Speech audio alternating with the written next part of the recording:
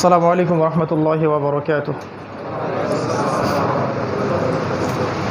إن الحمد لله نحمده ونستعينه من يهده الله فلا مضل له ومن يضلل فلا هادي له ونشهد أن لا إله إلا الله وحده لا شريك له ونشهد أن محمدا عبده ورسوله أما بعد فأعوذ بالله من الشيطان الرجيم بسم الله الرحمن الرحيم. وقال الله تعالى في كلامه المجيد والفرقانه الحميد يا أيها الذين آمنوا اتقوا الله حق تقاته ولا تموتن إلا وأنتم مسلمون. وقال الله عز وجل ونزلنا عليك الكتاب تبيانا لكل شيء وهدى ورحمة وبشرى للمسلمين.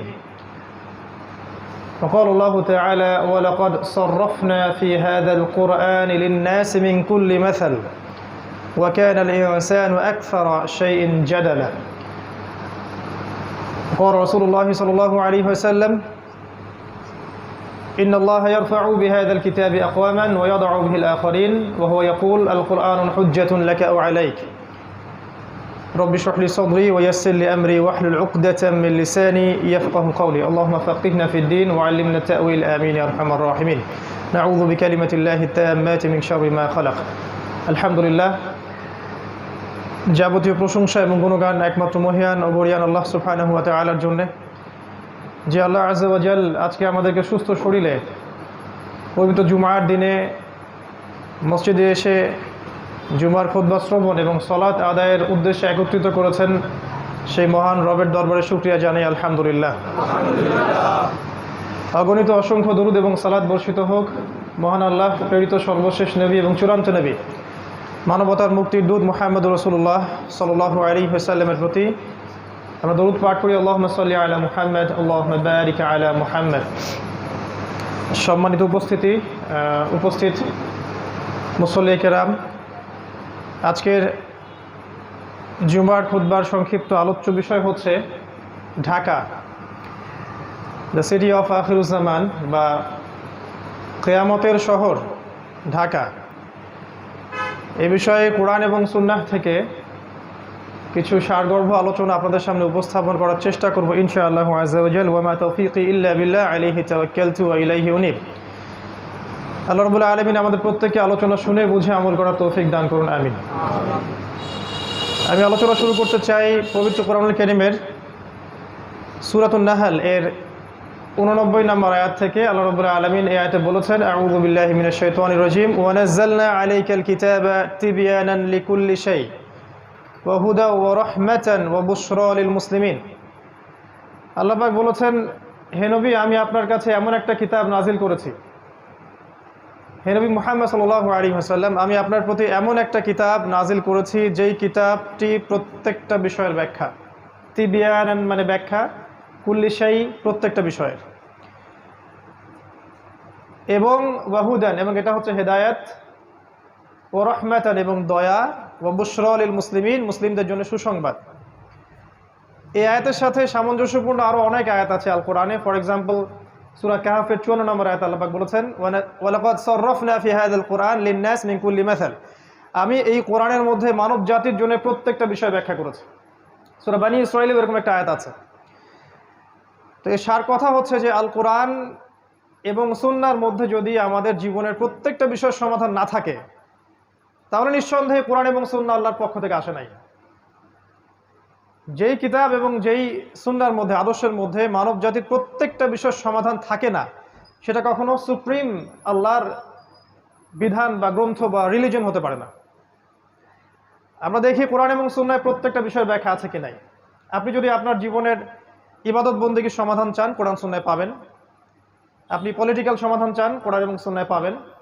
এটা আলাদা কথা যে আমরা সেখান থেকে সমাধান নেই বা নেই না, এটা আলাদা টপিক। আপনি ইকোনমিক সমস্যার সমাধান চান, কোরআন সুন্নাহয় পাবেন ইনশাআল্লাহ। আমরা নেই বা নেই না সেটা আলাদা সাবজেক্ট। আপনি সোশ্যাল সমস্যার সমাধান পাবেন আপনি ইনশাআল্লাহ। পারিবারিক, রাজনৈতিক, বৈশ্বিক প্রত্যেকটা বিষয়ের সমাধান ইনশাআল্লাহ কোরআন সুন্নাহয় পাবেন। এই আকীদা যার মধ্যে নাই, কোরআন সুন্নাহ অনুযায়ী আমরা তাকে প্রপার মুসলিম বলতে পারি না। আর কেউ যদি আকীদা বিশ্বাস লালন করে যে হ্যাঁ কোরআন এবং সুন্নায় প্রত্যেকটা বিষয়ের সমাধান আছে, কিন্তু আমি বৈষয়িক কারণে হোক বা দুনিয়াবী স্বার্থেই হোক মানছি না বা মানতে পারছি না, সেটা আলাদা বিষয়। অ্যাটলিস্ট আকীদা বিশ্বাস থাকতে হবে যে কোরআন সুন্নায় প্রত্যেকটা বিষয়ের ব্যাখ্যা আছে। আল্লাহ পাক এই কথাটা বলছেন এই আয়াতের মধ্যে, তিবিয়ানান লিকুল্লি শাই, প্রত্যেকটা বিষয়ের ব্যাখ্যা। তো নিঃসন্দেহে কোরআন সুন্নাহ দিয়ে আমরা আমাদের সমসাময়িক বিশ্বকেও ডিল করতে পারবো ইনশাআল্লাহ। কোরআন সুন্নাহ শুধুমাত্র রাসূলুল্লাহ সাল্লাল্লাহু আলাইহি ওয়াসাল্লামের যুগের জন্যই ছিল না, কিয়ামত পর্যন্ত থাকবে। প্রত্যেক যুগের সমাধান আমরা কোরআন সুন্নায় পাবো।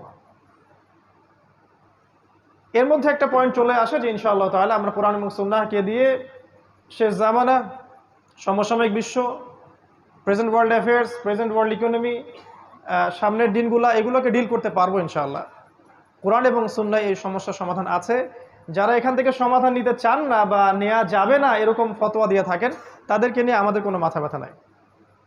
তা আমরা মনে করি কোরআন এবং সুন্নাহকে দিয়ে বিশ্বকে চ্যালেঞ্জ করার জন্যই আল্লাহ পাক এটাকে নাজিল করেছেন, যেন আমরা হীনমন্যতায় না ভুগি, আমরা পরাজিত জাতি হয়ে বসবাস না করি। যদি আমরা একটু পিছনের দিকে তাকাই, আমরা দেখব যে ইসলামের হিস্ট্রিতে যতগুলো শাস্ত্রের উদ্ভব হয়েছে, ফর এক্সাম্পল মেডিকেল সায়েন্সের কথা বলেন, ফিলোসফির কথা বলেন, ইসলামিক ইকোনমিক্সের কথা বলেন, তারপরে ওয়েস্টার্ন কালচারের সাথে ইসলামিক যে সংস্কৃতি, এটা সমন্বয়ে কিছু মতবাদ বের করেছে, বা সুফিজম, যতগুলো দেখবেন আপনি, এগুলোর মধ্যে পজিটিভ নেগেটিভ বিষয় আছে, কিন্তু প্রত্যেকটা বিষয় কিন্তু সমসাময়িক স্কলাররা কোরআন সুন্নাহ থেকে গবেষণা করেই বের করেছিলেন। খেয়াল করে দেখেন, মেডিকেল সায়েন্সের যত এই যে থটসগুলো আছে, এইগুলা ইকোনমিক সেকশনের থটসগুলো আছে, ইসলামিক পলিটিক্স বা তৎকালীন জিও পলিটিক্স বা এই যে ইসলামিক ব্যাংকিং, ইসলামিক ফাইন্যান্স, প্রত্যেকটা বিষয়ের যে সমাধানগুলো এসেছে, সমসাময়িক ওলামায়ে কেরাম কিন্তু কোরআন সুন্নাহ ঘাটাঘাটি করেই বের করেছিলেন।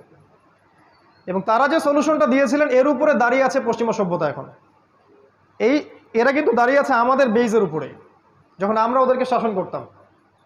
তো তৎকালীন ওলামায়ে কেরাম যদি বলতেন না না কোরআন সুন্নাহ দিয়ে ঘাটাঘাটি করার দরকার নাই, এইগুলো দিয়ে আসলে সমসাময়িক বিষয়গুলো ডিল করার দরকার নাই, খালি আমল করব, বাঁচবো, খাবো দাবো, মারা যাব, আমরা সমস্যার সমাধানগুলো কোরআন সুন্নাহ থেকে খুঁজবো না, তাহলে আজকে আমরা এইরকম বড় বড় শাস্ত্রগুলোকে পেতাম না। তো আমরা বিশ্বাস করি কোরআন এবং সুন্নাহ আল্লাহ পাক প্রত্যেকটা বিষয়ের সমাধান দিয়েছেন, এবং সমসাময়িক প্রত্যেকটা সমাধান আমরা যদি একটু অনেস্টলি খুঁজি কোরআন সুন্নাহে পাবো ইনশাআল্লাহ। এই কনসেপ্টটা আমাদেরকে আগে হজম করা উচিত। তারপরের পয়েন্টটা হচ্ছে যে আমরা আখিরুজ জামান বলতে আসলে কি বুঝি। আখির মানে শেষ, জামান মানে যুগ। আমরা বুঝি এটা শেষ যুগ। কোনটা কত সালে কিয়ামত হবে বা কোন দিন কোন ক্ষণে কিয়ামত হবে, এই বিষয়টা কেউ জানে না। এই বিষয় নিয়ে আমাদের কোনো দ্বিমত নাই, আপত্তি নাই। কিন্তু রাসূলুল্লাহ সাল্লাল্লাহু আলাইহি ওয়াসাল্লাম সহিহ হাদিসগুলোর মধ্যেই অসংখ্য আলামত বলে গেছেন, যে সায়েন্সগুলো আমরা যদি সমসাময়িক প্রেক্ষাপটে মিলাই, আমরা বুঝতে পারি যে বিগত 100 বছর আর আগের 1400 বা 1350 বছরের হিস্ট্রিটা এক নয়। লাস্ট 100 বছরে এমন এমন অনেক কিছু হয়েছে এই ওয়ার্ল্ডের মধ্যে, যেটা বিগত 1300 বছরেও হয়নি আসলে। এটার জন্য কি করা দরকার? এটার জন্য একটু কোরআন এবং সুন্নাহর সাথে আরও কয়েকটা সাবজেক্ট পড়াশোনা করা দরকার। এর সাথে আখিরুজ্জামানের হাদিসগুলোকে যদি আমরা একটু ঘাটাঘাটি করি, যুগের যারা টপ স্কলার, শুধু বাংলাদেশের নয় বাইরের কান্ট্রিরও, তারা কিছু কনক্লুশন দেন যে এই সায়েন্সগুলো আগে কখনো ছিল না, এগুলো ডেঞ্জারাস, মানব জাতির সামনে সময় কম, এবং এটা শেষ যুগের সায়েন্সগুলোর অন্যতম। আমরা বলছি না এত সালে কিয়ামত হবে, এত সালে এটা হবে, এত সালে ওইটা হবে, এই কনসেপ্টটা আমি বিশ্বাসী না। অ্যাটলিস্ট আমরা we are giving a wake up call to this উম্মাহ। আমরা এই উম্মাকে একটা ওয়েক আপ কল দিচ্ছি যে সামনের দিনগুলো আপনার জন্য এইভাবে একটা সিকোয়েন্স অনুযায়ী যেতে পারে। আল্লাহু আ'লাম বিসওয়াব, আল্লাহ পাকই ভালো জানেন, কিন্তু আমাদের ধারণা এমন হতে পারে, আমাদের ধারণা ভুল হতে পারে, সঠিকও হতে পারে। যদি ভুল হয় আমাদের পক্ষ থেকে, সঠিক হলে আল্লাহর পক্ষ থেকে। আর যদি আমাদের ধারণা ভুলও হয়, আমরা শুধরানোর জন্য প্রস্তুত আছি। অ্যাটলিস্ট আমরা একটা ওয়েক আপ কল দিচ্ছি যে এখনকার সময় আর আগামী বিশ্বটা বিগত 1300 বছরের মতো হবে না। কোরআন এবং সুন্নাহর সাথে কোন কোন সাবজেক্টের জ্ঞান থাকলে আপনিও এটা বুঝতে পারবেন, এটা একটু বলি 2 মিনিটে। শুধুমাত্র কোরআন এবং সুন্নাহর লিটারাল জ্ঞান থাকলে হবে না।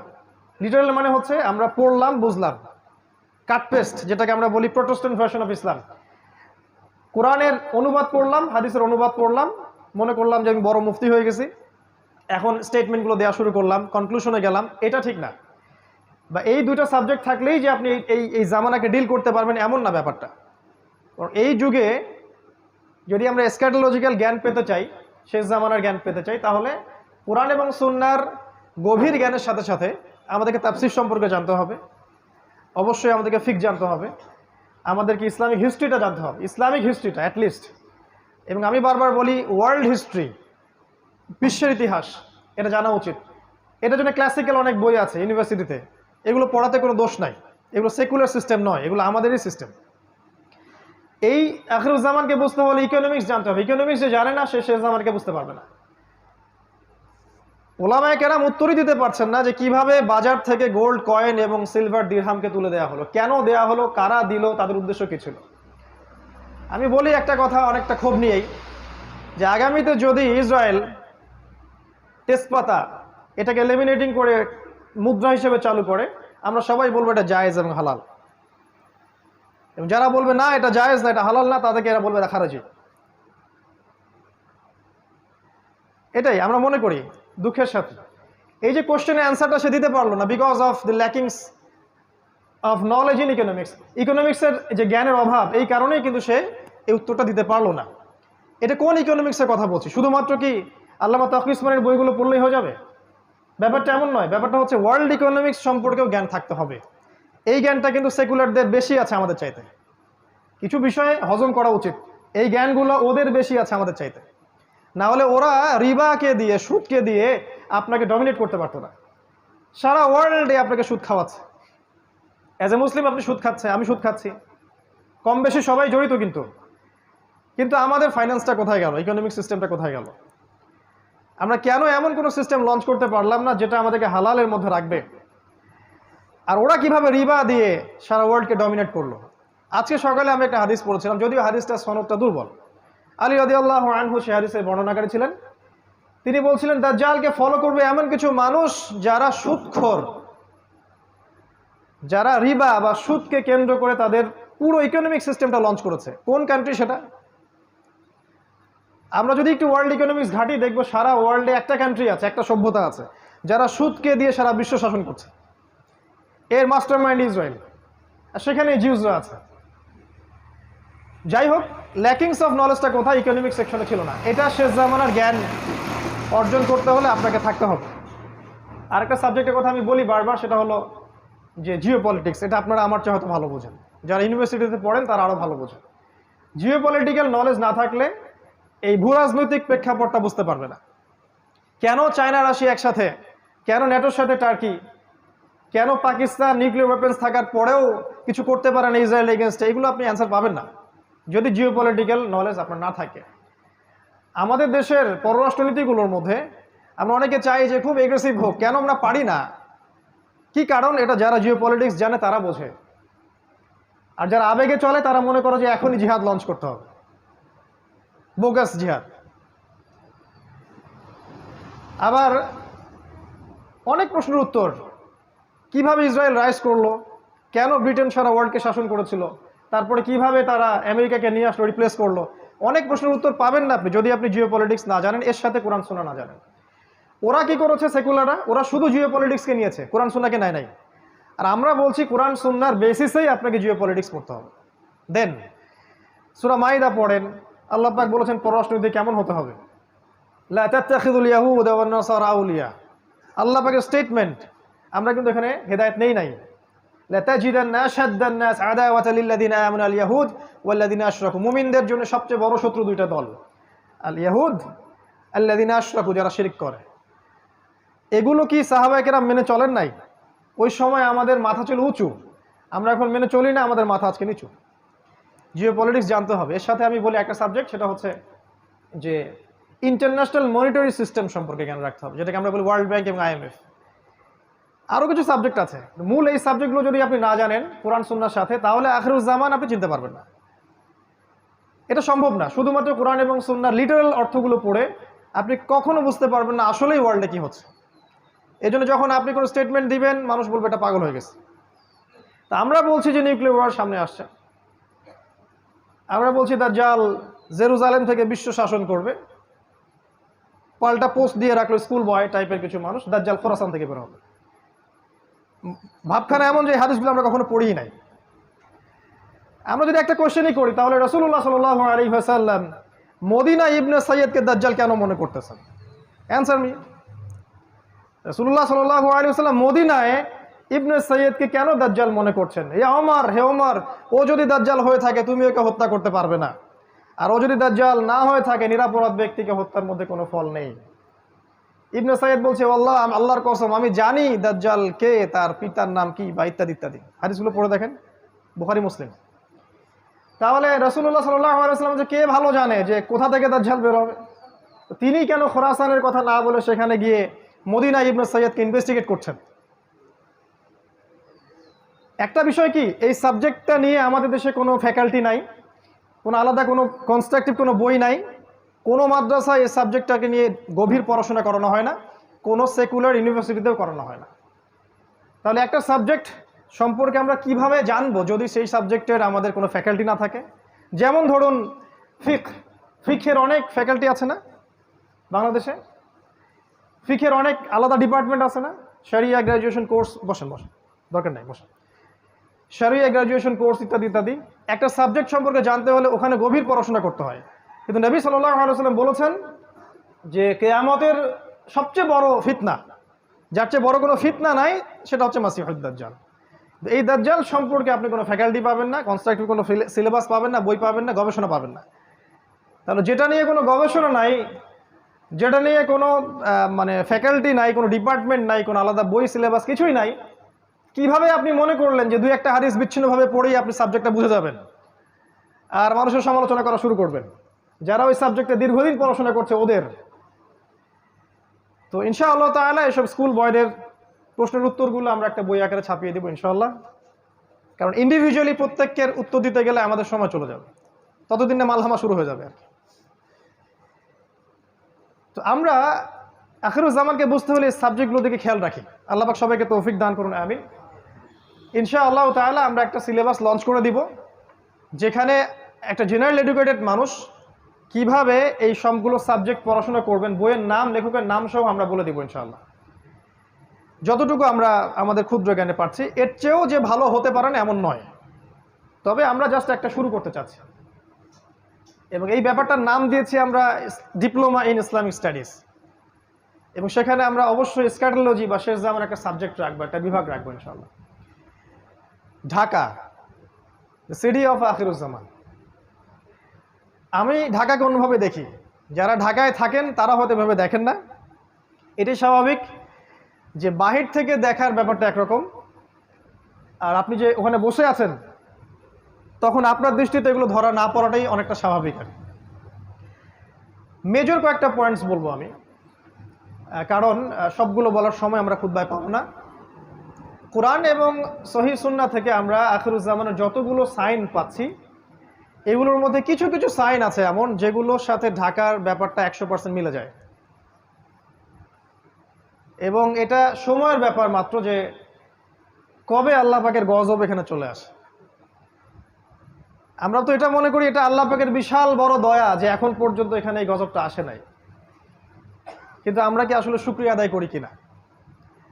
আমার দৃষ্টিতে ধরা পড়ে যে ঢাকা, যদি আমরা এখন অন্য জায়গায় বসে আছি, বাট এই লেকচারটা ঢাকাবাসীর জন্য স্পেশালি, এবং ঢাকার মতো যতগুলো শহর আছে এই সারা বিশ্বে, বস্তুবাদী শহর, মেটেরিয়ালিস্টিক, যেখানে সময় খুব দ্রুত পাস করে, মানুষের জীবনযাত্রার লাইফ লেন খুব ফাস্ট লাইন অফ লাইফ, মানুষ পাশবিক জীবনযাপন করে, যেখানে বিশ্বাসের কোনো মূল্য নাই, যেখানে প্রতারণার ছড়াছড়ি, যেখানে আবেগ অনুভূতিগুলো ঠুনকো হয়ে গেছে, পারিবারিক বন্ধনগুলো ভেঙে যায়, হৃদ্যতা ভালোবাসাগুলো নাই, সবার মধ্যে একটা যেন অবিশ্বাস যে এই না জানি এ আমাকে ঠকিয়ে দেয় কিনা, একটা আনস্যাটিসফাইড জেনারেশন এবং আনস্যাটিসফাইড সিভিলাইজেশন, অসন্তুষ্ট।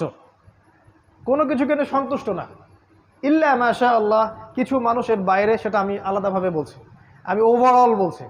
দেখুন, এক নাম্বার আমার সেন্সে ধরা পড়ে যে ঢাকা এই শহরটা মানুষকে বস্তুবাদী বানিয়েছে, বা এই শহরের মানুষগুলো শহরটাকে বস্তুবাদী বানিয়েছে। এই শহরটা বস্তুবাদিতার উপর দাঁড়িয়ে আছে। এটা কি বোঝেন কিনা? সকালবেলা থেকে সন্ধ্যা, রাতে ঘুমানো পর্যন্ত একটাই চিন্তা মানুষের, কিভাবে আমি আমার রিজিকটাকে অর্জন করব, কিভাবে আমি আমার স্ত্রী সন্তানকে মানুষ করব বা ভরণ পোষণ দিব, কিভাবে আমি দুবেলার ভাত অন্ন যোগাবো। এখানে যেন মানুষ বাঁচার জন্য লড়াই করে, সকাল থেকে সন্ধ্যা পর্যন্ত ছুটছে আর ছুটছে। ছোটার স্পিডটা দেখতে আপনাকে ওই যে ওভার ক্রসিংগুলো আছে এর উপর উঠতে হবে একটু কষ্ট করে, এবং একটু রিল্যাক্স মুডে আপনি দেখবেন কিভাবে মানুষ ছুটছে। কোথায় জানি মানুষ ছুটছে, মনে হচ্ছে মানুষ জান্নাতের দিকে ছুটছে। যদি এমন হতো এভাবেই মানুষ জান্নাতের দিকে ছুটতো, খেয়াল করে দেখবেন ছুটছে আর ছুটছে ছুটছে। এই ভোর থেকে শুরু হবে রাত 12টা, 1টা, 2টা, 3টা পর্যন্ত। ঢাকায় যেন কখনো রাত হয় না, 24 ঘন্টায় দিন। এখানে টাইম যায় রাসূলুল্লাহ সাল্লাল্লাহু আলাইহি ওয়াসাল্লামের সেই হাদিসের মতো, তিনি বলেছিলেন আখিরুজ জামানে সময় যাবে বছর মাসের মতো, মাস সপ্তাহের মতো, সপ্তাহ দিনের মতো। ঢাকায় যেন সময় তাকে আটকানো যায় না, সময়ের মধ্যে বারাকা নাই।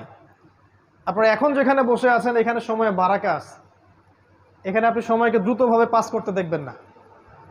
আমাদের সেকুলার আইসগুলো অবশ্যই এগুলো ধরতে পারবে না, তাদের কাছে মনে হয় সময় ক্যালকুলেটেড, 24 ঘন্টা দিন রাত। আল্লাহ পাক যে সময়কে কন্ট্রোল করেন, সময়ে বারাকা দিতে পারেন, এটা ওরা বিশ্বাস করবে না। একজন সাহাবী 40 বছর বয়সে যা যা করেছেন, এই জেনারেশনে 100 বছর হায়াত পাওয়া মানুষ এটা করতে পারে না। রাসূল সাল্লাল্লাহু আলাইহি ওয়াসাল্লাম নিজে একদিনে যতগুলো কাজ করতেন, আমরা মনে হয় 1 বছর এতগুলো কাজ করতে পারি না। সময় আল্লাহ কন্ট্রোল করেন, এখানে বারাকা দেন। ঢাকায় ফার্স্ট লেন অফ লাইফ, খুব দ্রুত মানুষ ছোটে, যেন মানুষ ছুটতেছে জান্নাতের দিকে। আসলে তারা কোন দিকে ছুটছে? তারা ছুটছে মূলত বস্তুবাদী ভোগবিলাসের দিকে। আল্লাহ পাক যেগুলো বলেছেন, যুয়িনা লিন-নাস হুব্বুশ শাহাওয়াতি মিনান নিসা, এই যে 6টা বিষয় বা 5টা বিষয় আল্লাহ পাক বলেছেন, এগুলোর পিছনে মানুষ ছোটে। খাওয়া, পড়া, ভরণ পোষণ, আরেকটু প্রোগ্রেস, আরেকটু স্ট্যাটাসকে বাড়ানো যায় কিভাবে, আমার আছে 1 কোটি টাকা, কেমন করে এটা 2 কোটি হবে, আমার 5তলা বিল্ডিং আছে, কেমন করে এটা 10তলা হয়। এই বস্তুবাদিতার দিকে ঢাকা ছুটছে। আপনি জানেন কি না এটা কিয়ামতের একটা আলামত, এটা আখিরুজ্জামানে কিয়ামতের বড় একটা সাইন, যে মানুষ দুনিয়ার পিছনে ছুটবে, দিন থেকে মানুষ সরে যাবে। এবং আল্লাহ পাক গজব হিসেবে এই মুসলিম জাতির উপরে এই দুনিয়ার চাকচিক্যটাকে উন্মুক্ত করে দিবেন। হাদিসে এভাবে এসেছে, এই দুনিয়ার চাকচিক্য তোমাদের জন্য উন্মুক্ত করা হবে, ঠিক যেমন পূর্ববর্তীদের জন্য করা হয়েছিল। আর এই দুনিয়া তোমাদেরকে ধ্বংস করবে, ঠিক যেমন করে পূর্ববর্তীদেরকেও দুনিয়া ধ্বংস করেছে। এটা হচ্ছে ফিউচার এই বস্তুবাদী ঢাকার। 2 নাম্বার হচ্ছে, দেখুন এখানে যতগুলো সিস্টেম আছে, এই সিস্টেমগুলো দাঁড়িয়ে আছে অন দ্য বেসিস অফ শিরক অ্যান্ড কুফর। শুধুমাত্র এই শহরটার কথা আমি বলছি না, এরকম যত শহর আছে সারা ওয়ার্ল্ডে তাদের কথা বলছি।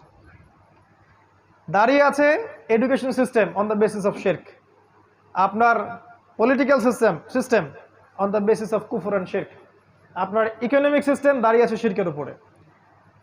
কেউ ডিবেট করতে চাইলে আমি রাজি আছি, কিন্তু প্রমাণ করতে পারবো যে এগুলো শিরকের উপর দাঁড়িয়ে আছে।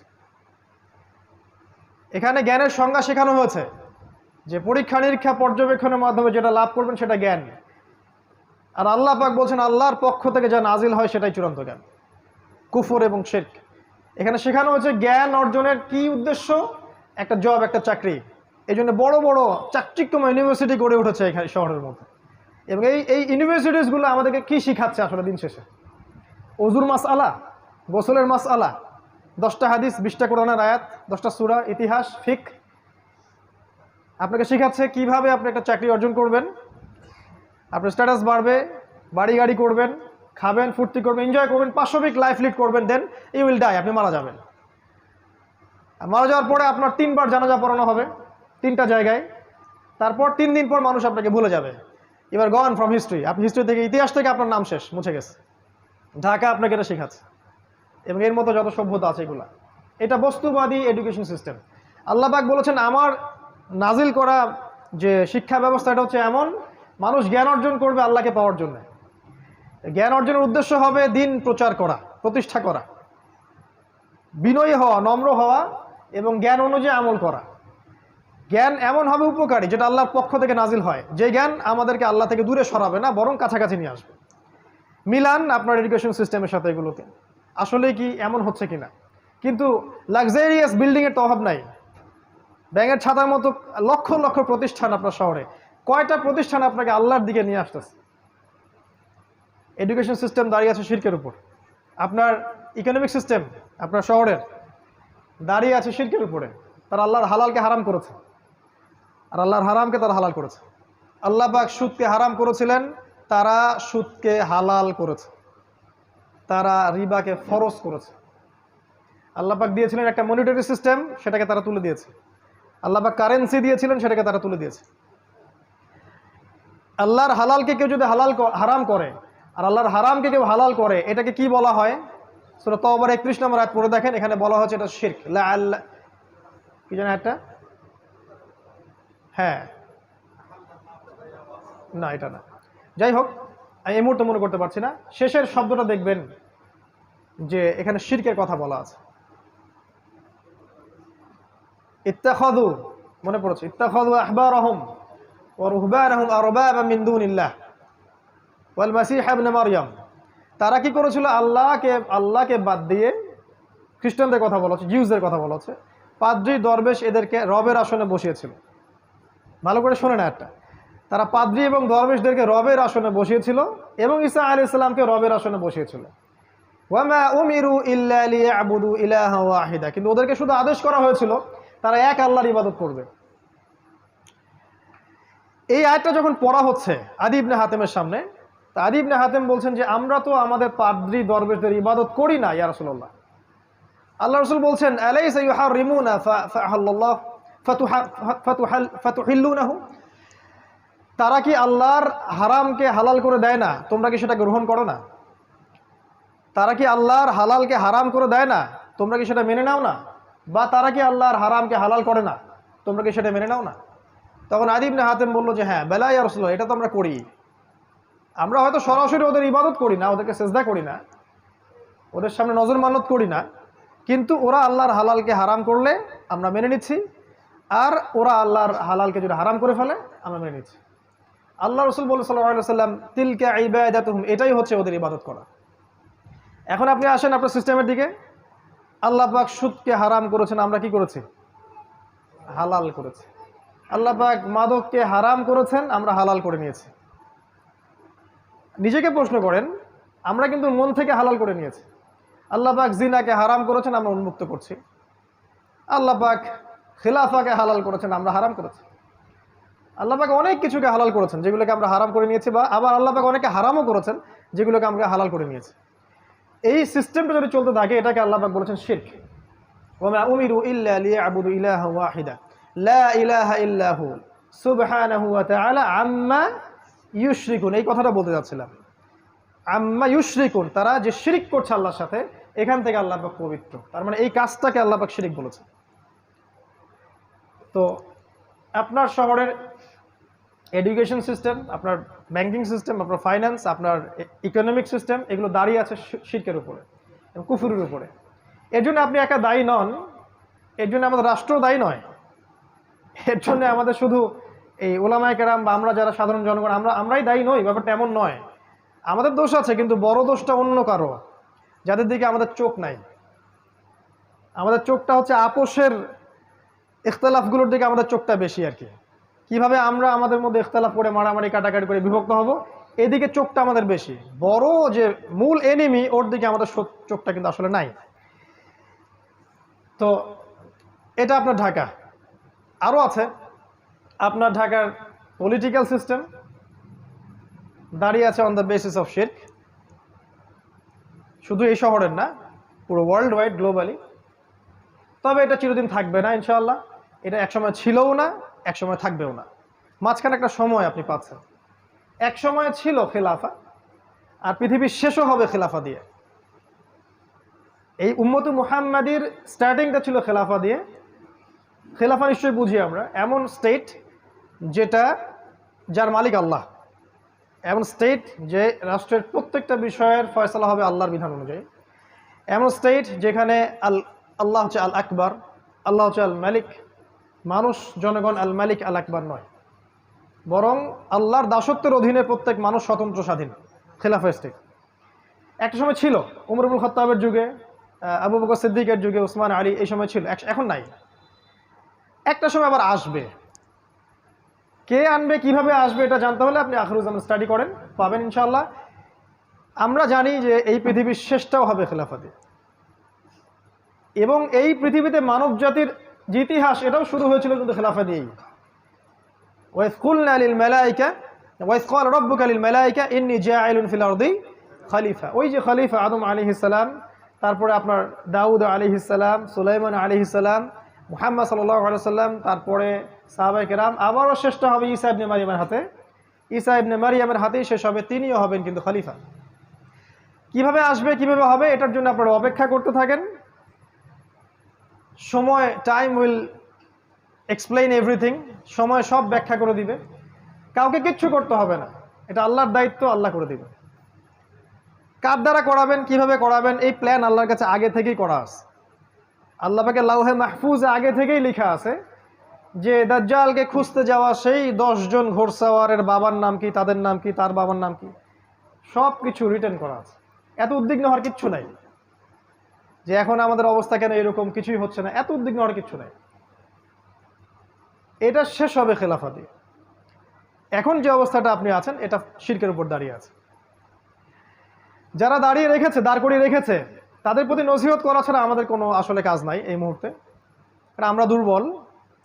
আর এটা আমাদের জন্য শোভাও পায় না যে আমরা তাদের পক্ষে বিরুদ্ধে এমন কিছু করব যেটা আমাদের শক্তি নাই।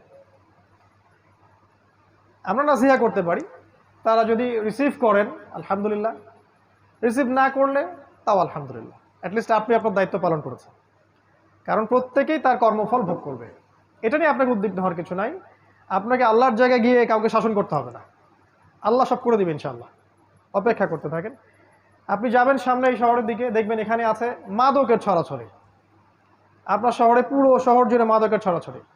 এমন এমন মাদক আপনার শহরে আছে যেগুলো হয়তো বাংলাদেশে অন্য কোনো জায়গায় নাই।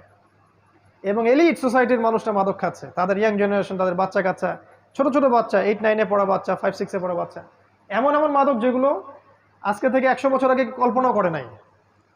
গতকালকে একটা নিউজ দেখলাম, নতুন একটা মাদক নেওয়ার সাথে সাথে সে রিকশালার কাছে মাপ চাওয়া শুরু করছে, পরে নিজের গলে নিজেই দাও দিয়ে কোপ দিছে।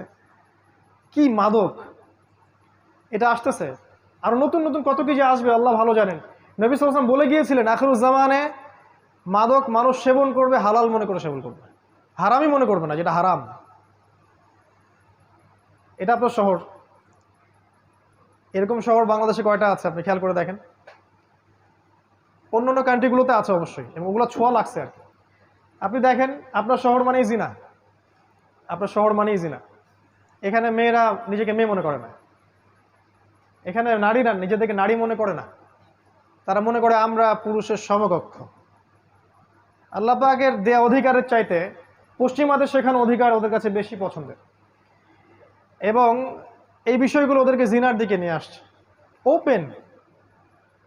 ওপেন জিনা, বিবাহ বহির্ভূত রিলেশনশিপস, আপনার এই যে গার্লফ্রেন্ড বয়ফ্রেন্ড সংস্কৃতি, আপনার যে কোএডুকেশন, আপনার চাকরির ক্ষেত্রে কোএডুকেশন, একসাথে যাচ্ছি আসতেছি বাসে রাশন হাঁস, এগুলো যেন সয়ে গেছে আর কি, সয়ে গেছে। একটা পর্দাশীল মেয়েও বাসে উঠে গেল, পাবলিক বাসে, চারদিক থেকে পুরুষ ওকে ধাক্কা দিচ্ছে, ওর কাছে কিছু মনে হচ্ছে না, নর্মাল হয়ে গেছে।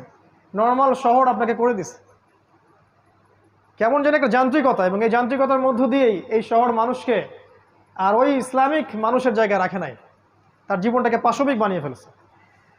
জিনা এভরিওয়্যার, আপনি দেখবেন শপিং মলে জিনা, রাস্তায় জিনা, স্কুল কলেজ ইউনিভার্সিটিতে সব জায়গায় দেখবেন জিনাকে প্রমোট করা হয়েছে।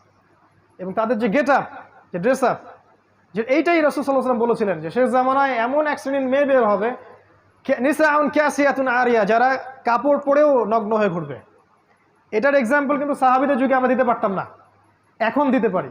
তারপরেও কিছু মানুষ বলবে না না না, এখনো 1000 বছর বাকি আছে কিয়ামতের, অপেক্ষা করতে থাকেন 1000 বছর। জিনা, এবং বিবাহ বহির্ভূত সম্পর্ক, এগুলো কি করেছে? আপনাকে ফ্যামিলিস্ট রেভলিউশনের দিকে নিয়ে আসছে। এখানে সম অধিকারের নামে আপনি দেখবেন মেয়েদেরকে পণ্য বানানো হয়েছে বিউটি কন্টেস্টের মাধ্যমে। এই যে মিউজিক, এই যে বিউটি কন্টেস্ট, এই যে মিডিয়া, এই যে গ্ল্যামারাস ব্যাপার স্যাপার, এগুলোতে নারীকে আর নারীর জায়গায় রাখা হয় নাই, তার সব কিছু উন্মুক্ত করা হয়েছে। এবং সমাজের পোশাক পরিবর্তন হয়ে গেছে, ফাংশন, ছেলেরা পুরুষের জায়গায় আসছে আর মেয়েরা ছেলের জায়গায় চলে গেছে। একটা মেয়ে সকালবেলা উঠতেছে, এই জ্যাম ফেস করে সে অফিসে যাচ্ছে, সব কিছু কাজ গোছায়, সে আবার 8-10টায় ব্যাক করছে। এই মেয়েকে আবার রান্না করতে হচ্ছে এই শহরে। এখানে বিবাহের সম্পর্কগুলো কোথায়? স্ত্রীকে সাথে নিয়ে রাস্তায় হাঁটা বা চাঁদ দেখা বা একটু খোলা বাতাসে ঘোরা, এগুলো তো এখানে কল্পনা করা যায় না। তার কোলে মাথা রেখে কোরআন তেলাওয়াত করা, এটাই শহরে সম্ভব হয় না, ইল্লা মাশাআল্লাহ। এতে করে বন্ধনগুলো ভেঙে যায়, পারিবারিক মূল্যবোধগুলো ভেঙে যায়। ডিভোর্স বাড়তেছে আপনার শহরে, এবং আপনার শহরে ডিভোর্স বাড়তেছে, পরকীয়া বেশি হচ্ছে, এবং পরকীয়ার বলি হচ্ছে কিন্তু হত্যা। পরকীয়া মানে কিন্তু হত্যা। পরকীয়ার পর একটা খুন ছাড়া কোনো সলিউশন থাকে না। ওই যে দেখলাম 6 টুকরা লাশ, আল্লাহ ভালো জানেন সত্য না মিথ্যা, আমরা দেখেছি। এরকম ঘটনা একটা দুটো না, অনেকগুলো হয়। এবং যদি সত্যিকার অর্থেই আপনি পরিসংখ্যান দাঁড় করান, আপনি দেখবেন এটাও একটা হাদিসের সাথে মিলে যায়। শেষ জামানায় হত্যাকাণ্ড বাড়তে থাকবে, এবং যাকে হত্যা করা হবে সে জানবে না কেন আমাকে হত্যা করা হচ্ছে, আর যে মারবে সেও জানবে না কেন আমি হত্যা করলাম। এটা আপনার শহর। এখানে আপনি দেখবেন পরিবারগুলো ভেঙে যাচ্ছে, সন্তান তার মাকে কাছে পাচ্ছে না, বাবাকে কাছে পাচ্ছে না। এই সন্তান যখন বড় হবে সে খুব লোনলি ফিল করবে। মনে রাখবেন, শৈশবে একটা বাচ্চা যেভাবে বড় হয়ে ওঠে, যৌবনকালে তার মাথাটা ওরকম হয়। যে বাচ্চাকে শৈশবে প্রচণ্ড টর্চার করেছেন, একাকিত্বে রেখেছেন, তাকে সঙ্গ দেয় না বাবা মা, এই সন্তানটা বড় হয়ে সন্ত্রাসী হতে পারে। সমূহ সম্ভাবনা আছে জঙ্গি হতে পারে। ওদের সেন্সে জঙ্গি বলছি আর কি, আমাদের সেন্সে না। ওরা যেটা বলে আর কি, মানে উগ্রবাদী হয়ে যাবে, নিরপরাধ মানুষকে হত্যা করবে, এটা হতে পারে। সন্তানের শৈশব এখানে হরণ করা হয়। আর ওকে ওই যে চাইল্ড কেয়ার সেন্টারে আমরা দিয়ে আসি, সন্তানকে মানুষ করে কাজের বুয়া, এটাই শহর আপনাকে দিয়েছে। এবং এই প্রতিটা বিষয়কে আমাদের সাইন, প্রত্যেকটা হাদিস বলার সময় পাচ্ছি না আজকে আমি। এই শহর আপনাকে আরও দিয়েছে সময়ের দ্রুততা, এখানে সময় দ্রুত পাস করে, এখানে সময়ের সাকিনা নেই। এই শহরের একটা ছেলেকে যদি আপনি একটা প্রত্যন্ত কোনো গ্রামে রেখে আসেন, সব টেকনোলজিকে বাদ দিয়ে স্মার্টফোন টোন ক্যান্সেল করেন, হি উইল বিকাম ক্রেজি, সে পাগল হয়ে যাবে, চলতেই পারবে না সে, ওর মাথা খারাপ হয়ে যাবে যে আমি কিভাবে আমি সময় কাটাবো এখন।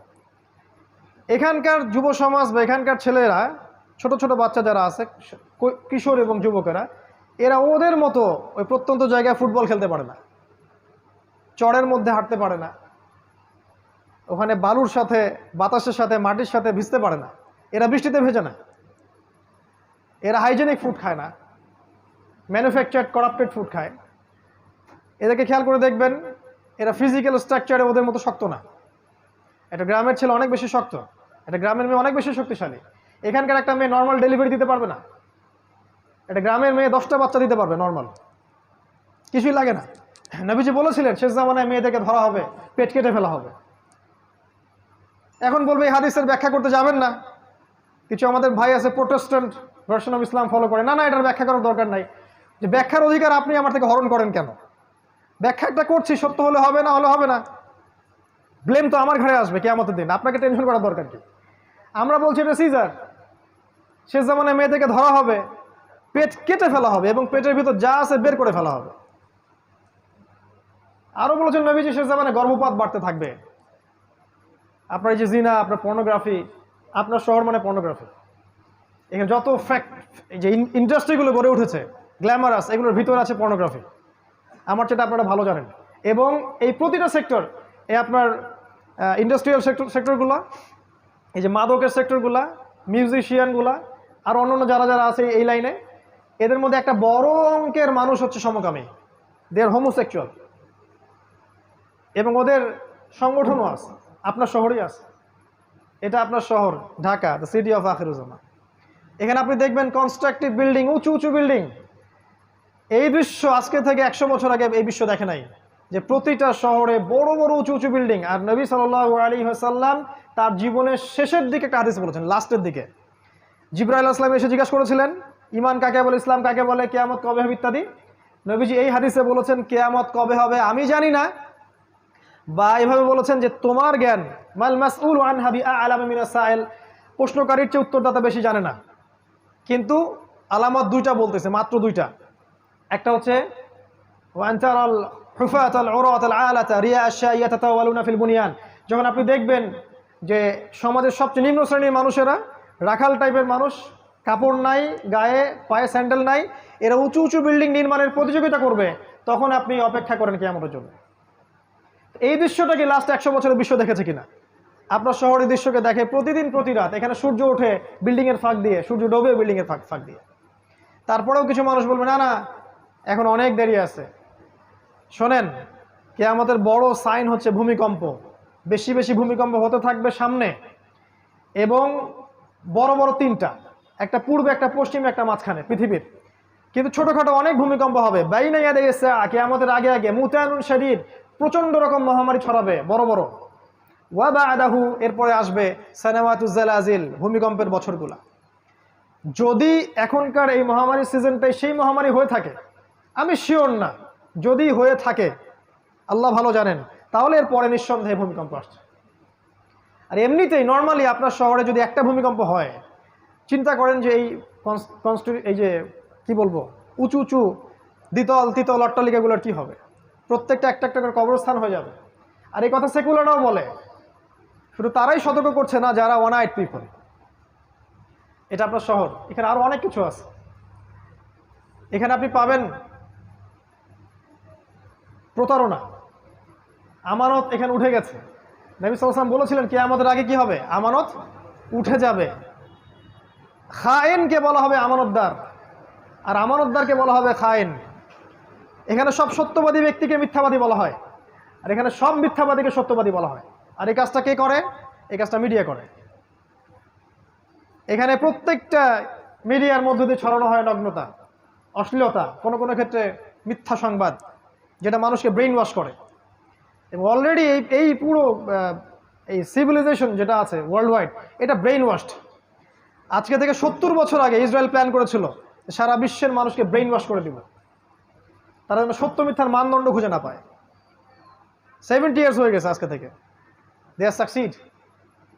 আপনার শহরে দেখবেন প্রতারণা, জালিয়াতি, বাটপাড়ি, চুরি, ছিনতাই, রাহাজানি, প্রত্যেকটা ইন্ডিভিজুয়ালস এগুলো কিয়ামতের আলামত। আমি বলছি না যে এই আলামতগুলো আগে কখনো ছিল না, তো এখন যেভাবে এসেছে এইভাবে কখনো ছিল না। এছাড়াও আরো বড় বড় কিছু আছে। আপনার শহরে আছে জায়নিস্ট মুভমেন্ট। আপনার শহর জায়নিস্ট মুভমেন্টের বেস। আপনার শহর থেকে প্রত্যেক গ্রামে জেলায় যে রুট লেভেল পর্যন্ত ইসলাম বিরোধী সব মতবাদগুলোকে প্রচার করা হয়। For example Shiaism, for example Qadianism, for example missionaries, root level পর্যন্ত সেন্টার আপনার শহর। শপিং মলস যেগুলো আপনার মন থেকে নূর তুলে দিবে। 10 দিন এতেকাফ করেন রমাদান মাসে, এতেকাফ করে একটা শপিং মলে যান, ওই চায়না টাউনে চলে যান, আপনার নূর চলে যাবে। আর যদি এই মলসগুলোতে যাওয়া আসা করতে করতে আপনার কাছে মনে হয় এটা স্বাভাবিক, তাহলে নূর আর আপনার ভিতরে নাই। বুঝতে পারবেন নূর কি? ওই 10টা দিন এতেকাফ করেন, আল্লাহর সাথে থাকেন, 10 দিন পর চলে আসেন শহরের ভিতরে, দেখেন শহরটাকে আপনার ভালো মনে হবে না, ভালো লাগবে না। এছাড়াও এখানে আছে আপনার অ্যান্টিসেমিটিজম, মানে ধর্মীয় বিদ্বেষ ছড়ানোর ব্যাপার স্যাপার। এটা কিছু মানুষ পরিকল্পিতভাবে করে, কিন্তু আমরা কিন্তু সব ধর্মের মানুষ একসাথে থাকতেই চাই, সম্প্রীতির সাথে, হৃদ্যতার সাথে, ভালোবাসার সাথে। কিছু মানুষ ভিতর থেকে একটা কাজ করে অ্যান্টিসেমিটিজম, তারা চায় যে এর মধ্যে বিভক্তি সৃষ্টি হোক এবং মানুষ আপোষে লড়াই করে নিজেরা ধ্বংস হয়ে যাক। এছাড়া এখানে আছে উম্মার বিভক্তি।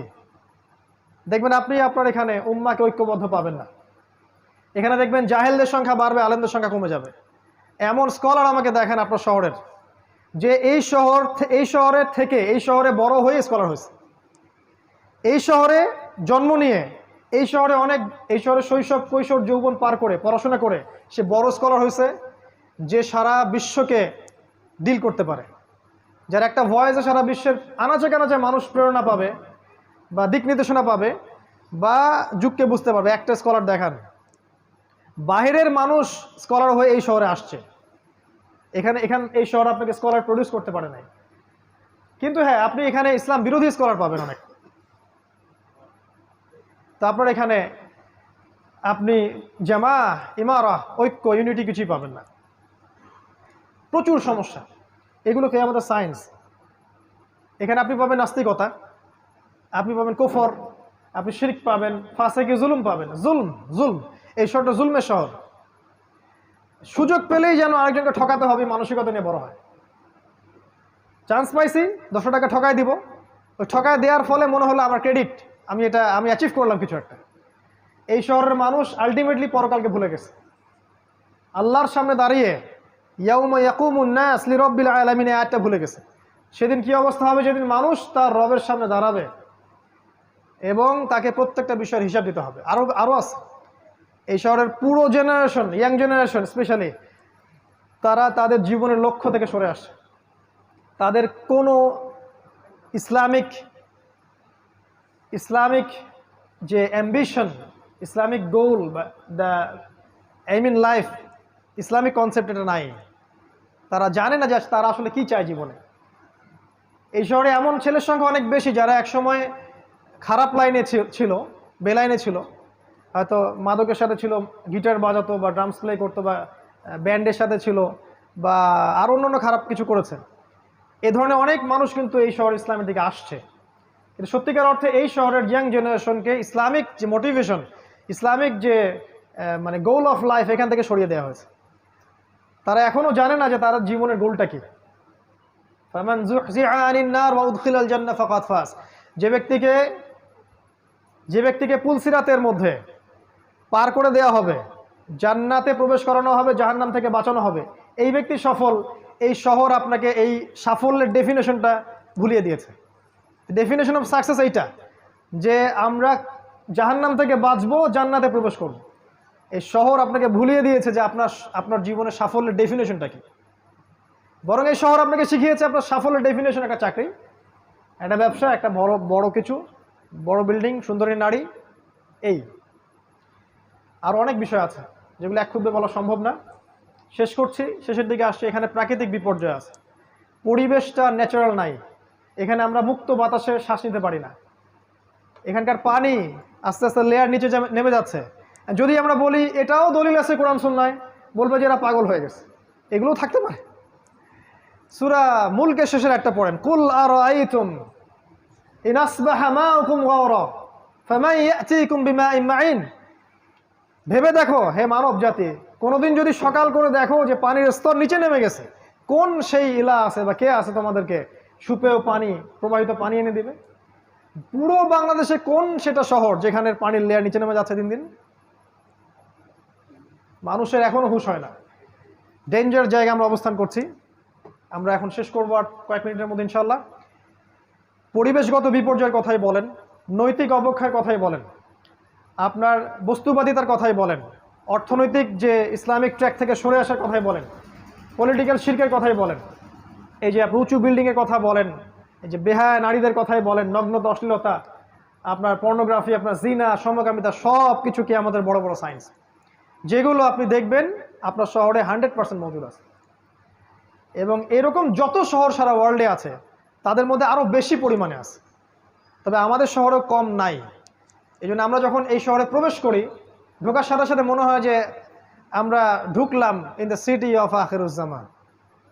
এই জন্য আমি বলি ঢাকা দ্য সিটি অফ আখিরুজ্জামান। আর আমার সাথে অনেকে একমত হতেও পারে, নাও হতে পারে। যারা দ্বিমত পোষণ করে তাদেরকে নিয়ে আমার কোনো মাথা ব্যথা নাই, তাদের প্রতি আমার কোনো আক্রমণাত্মক কোনো মনোভাব নাই। কারণ আমি যা বলছি বা আমরা যা বলছি এটা যদি সত্য হয়ে থাকে, হিস্ট্রি উইল রিমেম্বার ইট। এটাকে ইতিহাস মনে রাখবে ইনশাআল্লাহ। একসময় আমরা থাকবো না, তো মানুষ মনে রাখবে যে অমুক অমুক অমুক অমুক এই কথাগুলো আগেই বলে গিয়েছিল। আর যদি আল্লাহ না করুক এগুলো ভুল হয়, তাহলে ইতিহাস আমাদেরকে ভুলে যাবে, যেমন করে ইতিহাস অনেক মানুষকে ভুলে গেছে। আর যাদের কাছে এই নলেজগুলো আছে কিন্তু তারা সেগুলো জনগণকে বলছেন না, বা নিজের ব্যক্তি স্বার্থের কথা চিন্তা করছেন, বা কুফার, ফাসেক, জালেম, মুশরিক, মুনাফিকদের সাথে আতাত করছেন, আপোষ করছেন, ওদের পক্ষ নিয়ে কাজ করছেন, বা রিয়েল কথা বলছে, তাহলে আমরা বলবো ইতিহাস আপনাদেরকেও মনে রাখবে, বাট এই উম্মতের গাদ্দার হিসেবে মনে রাখবে ইনশাআল্লাহ। কি করবেন ঢাকাবাসী? সলিউশন আমি কয়েকটা বলতে পারি পয়েন্ট আকারে। আমার দৃষ্টিকোণ থেকে মনে হয় ফার্স্ট অফ অল আপনারা আপনাদের জীবনের উদ্দেশ্যটা ফিক্স করেন যে কী জন্য আপনারা পৃথিবীতে আসছি। আমিও কিন্তু ঢাকাবাসী। এখন আল্লাহ পাক আমাকে এখানেই জুড়াই দিয়েছেন তাকদীর। কিন্তু ব্যাপারটা হচ্ছে এই যে আপনাদের একজন হয়েই বলছে যে প্রথমে জীবনের উদ্দেশ্য ফিক্স করা উচিত, যে আমরা কী জন্য পৃথিবীতে বসবাস করছি, উদ্দেশ্যটা কি আমাদের পৃথিবীতে বসবাস করা। এই পাশবিক লাইফ লিড করা, খাবো দাবো, লাক্সারিয়াস জামা কাপড় পরবো, ঘুরে বেড়াবো, ফ্যান্টাসি, এক সময় আমরা মারা যাব। এরপরে কি আসলে এর পরের জীবনটাকে নিয়ে পরকালের বান্দা হয়ে বাঁচার চেষ্টা করি, আর দুনিয়াটাকে প্রয়োজন মনে করি। দুনিয়া আমার হাজত, যতটুকু লাগে সন্তুষ্ট থাকি। 10,000 টাকায় সংসার চললে 20,000 টাকা দিকে না যাই, একতলা বাড়িতে হয়ে গেলে দুতলা বাড়ি করার ওদিকে না যাই, বরং ওই সময়টা আমরা আল্লাহর দিকে ব্যয় করি। এক কথায় জীবনের উদ্দেশ্য ফিক্স করি, ফামান যুহজিহা আনিন নার ওয়া উদখিলাল জান্নাহ ফাকাদ ফাজ। এই একটা মনে রাখবেন, যাকে জাহান্নাম থেকে বাঁচানো হবে এবং জান্নাতে প্রবেশ করানো হবে সেই একমাত্র সফল, আর কেউ সফল না। ওই যে ট্রাম্প, নেতানিয়াহু, এই হাবিজাবি, বাইডেন, এই যে যা যা আছে আমাদের, পুতিন টুতিন, ফেরাউন, নমরুদ, কেউ সফল না যদি না তারা পরকালে জান্নাতে যেতে পারে। কেউ সফল না। এরা যদি পরকালে জাহান্নামে যায় ওইটাই আলটিমেট ওদের ধ্বংস। আর যে ব্যক্তি, আপনি আমি অমুক, আব্দুর রহিম, আব্দুল্লাহ, আব্দুর রহমান যে আছে, সে যদি পৃথিবীতে ওই শশা বিক্রি করে খায়, একটা ভ্যান চালায়, একটা রিক্সা চালায়, যাই চালায়, পরকালে যদি সে জান্নাতে যায়, এই ব্যক্তি সফল।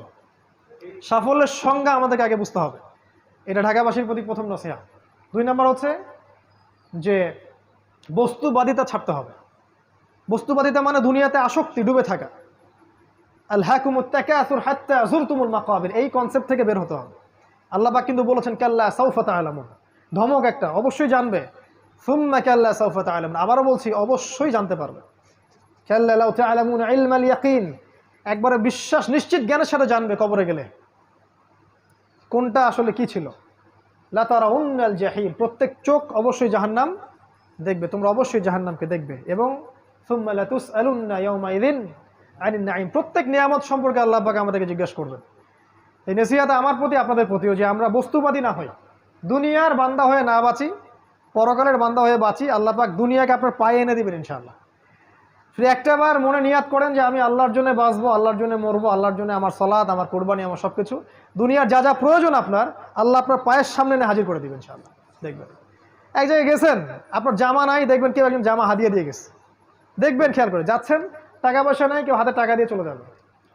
শত শত এরকম মানে ঘটছে আমার জীবনেই, বলে শেষ করতে পারবো না। বললে আবার কিছু আমাদের উগ্রপন্থী ভাই আছেন, অতিরিক্ত মাত্রায় সহি, তারা বলবে আমি আবার সুফিজমে চলে আসছি। ভয় পাই আমি খুব তাদেরকে নিয়ে আর কি।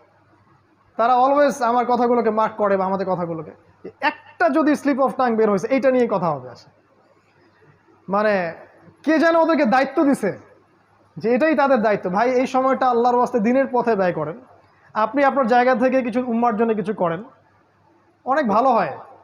বা আমরা যদি ভুল করে থাকি, স্বাভাবিক, একটা মানুষ তো ভুল করতেই পারে, আপনি ভুলটাকে কনস্ট্রাকটিভলি ধরায় দেন, আসেন ডিসকাস করেন যে কোনটা ঠিক কোনটা বেঠিক। এমন তো হতেই পারে যে আপনার বুঝ হচ্ছে এই বুঝটা বেটার। এমন আপনি যে স্কলার শায়েখ পূজা করছেন, তারা তো আমার মাযহাব মানে না, কিন্তু শায়েখ পূজা ঠিকই করে। তো শায়েখ যে পূজা করছেন, সেই শায়েখের চাইতে অন্য একটা শায়েখের কথা তো বেশি বেটার হতেও পারে। কেমন করে ধরে নিলেন যে এই ব্যাখ্যাটাই চূড়ান্ত? সালাফদের ব্যাখ্যাই নিব, ঠিক আছে, বাট সালাফরা এতটা বোকা ছিলেন না, তারা কোরআন সুন্নাহকে দিয়ে জগৎকে ব্যাখ্যা করতেন না, এমন ছিলেন না তারা। তো ব্যাপারটা এরকম, আমরা বস্তুবাদী না হই, আমরা জীবন উদ্দেশ্যটা ফিক্স করি, দুনিয়াকে প্রয়োজন মনে করেন, ইনশাআল্লাহ দুনিয়াকে আল্লাহ পাক আপনার পায়ের সামনে এনে হাজির করাবেন ইনশাআল্লাহ। আর 3 নম্বর একটা নসিহা হচ্ছে আপনি হালাল রিজিকের সোর্স করেন, হারাম রিজিকের দিকে যায়েন না। আমরা যত পরিশ্রম করছি, শিক্ষা, এই যে আমাদের ছোটাছুটি সকাল থেকে সন্ধ্যা পর্যন্ত, তার মূল একটাই কারণ, রিজিক। আর এই রিজিকটা নেয়ার জন্য আমরা কিন্তু হালাল হারামে পরোয়া করছি না। শুধু এতটুকু ফিক্স করেন মাথার মধ্যে, হালাল খাবো, হারামে যাব না। আল্লাহ তুমি আমার জন্য একটা হালাল রিজিকের ব্যবস্থা করে দাও, হোক সেটা ছোট, আমার পরিবার যেন চলে যায়। এবং ঢাকায় এরকম রিজিকের অনেক সোর্স আছে, এটা আমার চেয়ে আপনারা ভালো জানেন। অতএব হালাল রিজিকে থাকেন, হারামে যায় না। কোনোভাবেই সুদের সাথে আপোষ করেন না, ঘুষের সাথে আপোষ করেন না, দুর্নীতি করেন না। কোনোভাবেই আপনি প্রতারণা করেন না, অন্যের সম্পত্তি আত্মসাৎ করেন না, জুলম। 4 নম্বর বলবো পারিবারিক ব্যাপারটা। আপনার পরিবারটাকে আদর্শ পরিবার গড়ে তোলার চেষ্টা করেন। এমন একজন জীবন সঙ্গিনীকে বিয়ে করেন যে আপনাকে আল্লাহর পথে এগিয়ে যেতে সাহায্য করবে। একজন স্ত্রী যদি আপনার ঘরে থাকে যে দিন বোঝে এবং যে আপনার কনসেপ্টের সাথে একমত এবং যে চায় যে আপনি দিনের জন্য কিছু করেন, আপনার জন্য নামাজে দোয়া করে, আপনার দিনের বিষয়গুলো গুছায় দেয়, এমন স্ত্রী ঘরে থাকলে ওই স্বামী বিশ্ব জয় করতে পারবেন ইনশাআল্লাহ। আর যদি এমন স্ত্রী আপনার ঘরে না থাকে, আপনার পুরো জীবন এই স্ত্রীর পিছনে কাটাইতেই শেষ হয়ে যাবে। এই পুরো বিষয়টাই আপনার জন্য ফিতনা হয়ে যাবে।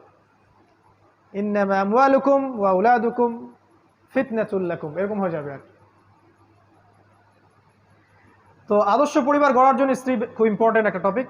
ভুল করবেন না, এমন কোনো ভুল সিদ্ধান্ত নেবেন না যে রূপের কারণে বা বংশের কারণে বা টাকা পয়সা দেখে বিয়ে করেছেন, পরে আপনি আর অ্যাডজাস্ট করতে পারছেন না, দেখলেন যে তার মধ্যে দিনদারিতা বাদ দিয়ে সবই আছে। এমন জায়গায় যায় না, দিনদারিতা থাকলে ওইটা নিয়ে থাকেন, বাকিগুলো ইগনোর করেন। সন্তান যখন হবে তাদেরকে প্রত্যেককে আদর্শ সন্তান হিসেবে মানুষ করতে হবে।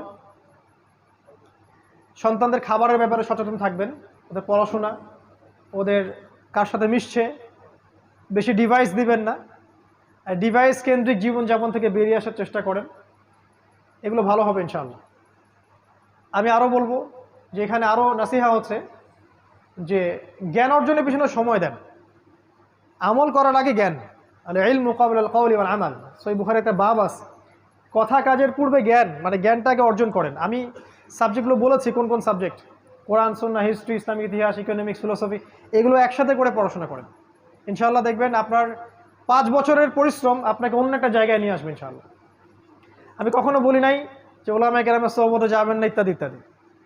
আমি বলেছি শুধুমাত্র একটা ঘরানার ওলামার কাছেই পড়ে থাকবেন না, সমস্ত ওলামায়ে কেরামকে ভালো চোখে আগে দেখতে শেখেন, সবার কাছ থেকে জ্ঞান নিয়ে শেখেন। যদি আপনি শুধুমাত্র সালাফিজমেই থাকেন, আমাদের সোকল সালাফিজমের কথা বলছি, তাহলে তো আপনি কমই ঘরানার আলেমের কাছে জ্ঞান পাবেন না, সিম্পল। তাহলে মনে হবে যে এদের কাছে কোনো জ্ঞানই নাই। এটা তো অহংকার, কেবর, যেটা ইবলিসের ছিল। কি করতে হবে? খোলা মনে সব আলেমের দ্বারস্থ হন এবং সবার কাছ থেকে জ্ঞান নেন, সবার ভালোটাকে নিয়ে নেন, খারাপটা ছেড়ে দেন।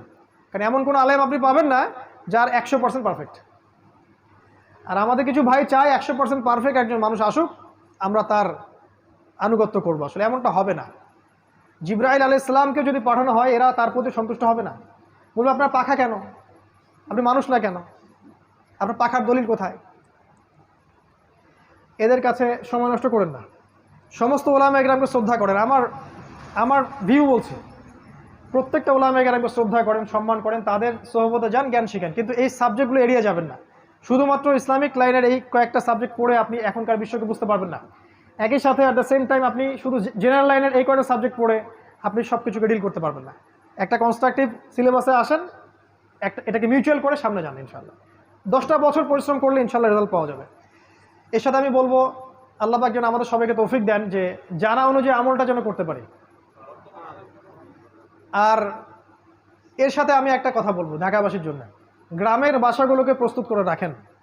আপনি শহরে চিরদিন থাকতে পারবেন না।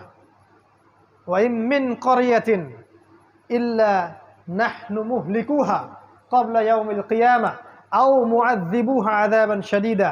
ব্যাখ্যা ওদের কাছে শুনে নেন কি বলে, আমরা অনুবাদ বলছি।